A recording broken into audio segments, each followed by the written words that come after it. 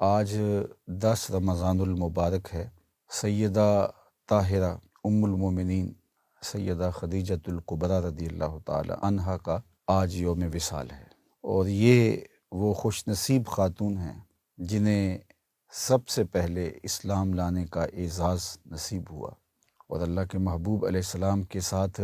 رشتہ ازدواج میں منسلک ہوئیں، اور 25 سال تک انہیں حضور علیہ السلام کی رفاقت نصیب رہی۔ اللہ کے محبوب علیہ السلام کی ساری اولاد حضرت ابراہیم کے علاوہ حضرت خدیجۃ الکبریٰ رضی اللہ تعالی عنہا کے بطن اقدس سے ہی ہے۔ حضور کی چاروں صاحبزادیاں اور حضور کے صاحبزادے حضرت قاسم اور حضرت عبداللہ، انہی کے بطن اطہر سے اللہ کے محبوب علیہ السلام کو عطا کیے گئے۔ حضرت خدیجۃ الکبریٰ رضی اللہ تعالی عنہا اللہ کے پیارے محبوب صلی اللہ علیہ وآلہ وسلم کی غم گسار اہلیہ تھیں۔ مشکلات جب آئیں، تکالیف آلام کے پہاڑ توڑے گئے، مکے والوں نے جو تکلیفیں دیں، سماجی بائیکاٹ کیا،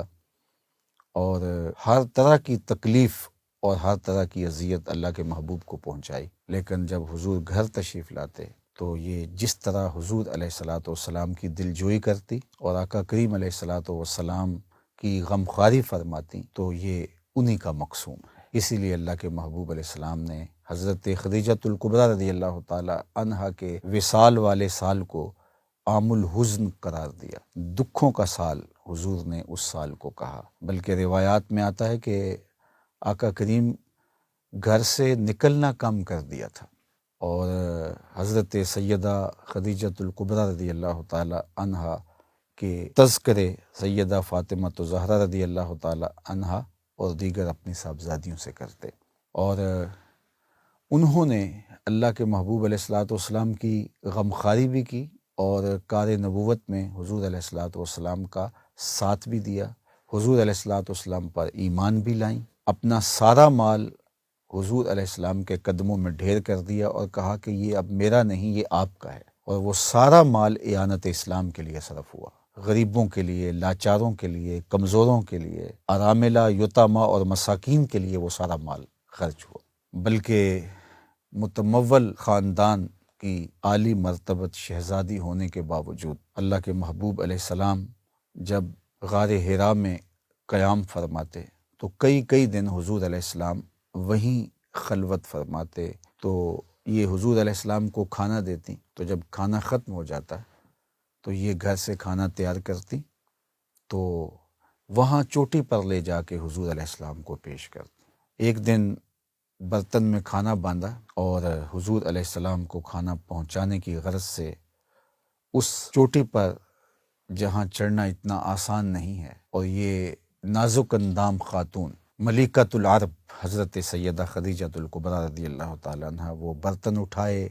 کھانا اٹھائے، پہاڑ پہ چڑھ رہی ہیں۔ ابھی غار حرا میں نہیں پہنچتی کہ جبریل امین حاضر خدمت ہوتے ہیں، اور حضور کو اللہ کا سلام دیتے ہوئے حضرت جبریل عرض کرتے ہیں کہ حضور، حضرت خدیجہ برتن میں سالن اور روٹی لیے وہ یہاں پہنچ رہی ہیں، تو جب وہ یہاں پہنچیں تو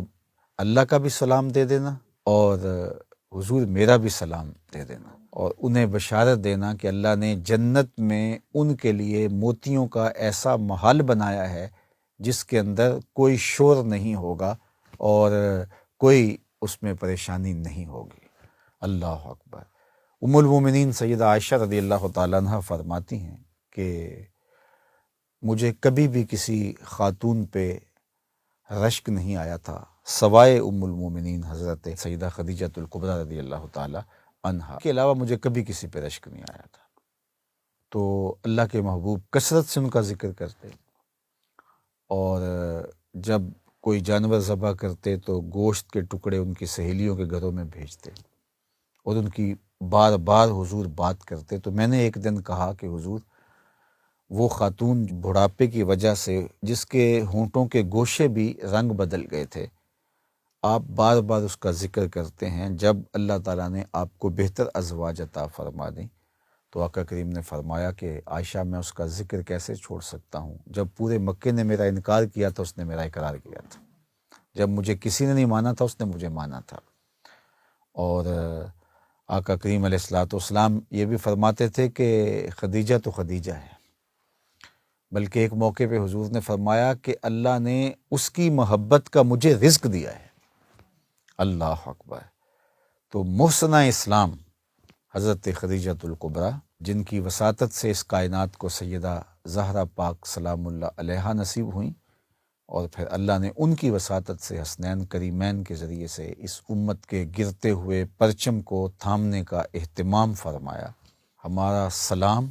اس ام المومنین کو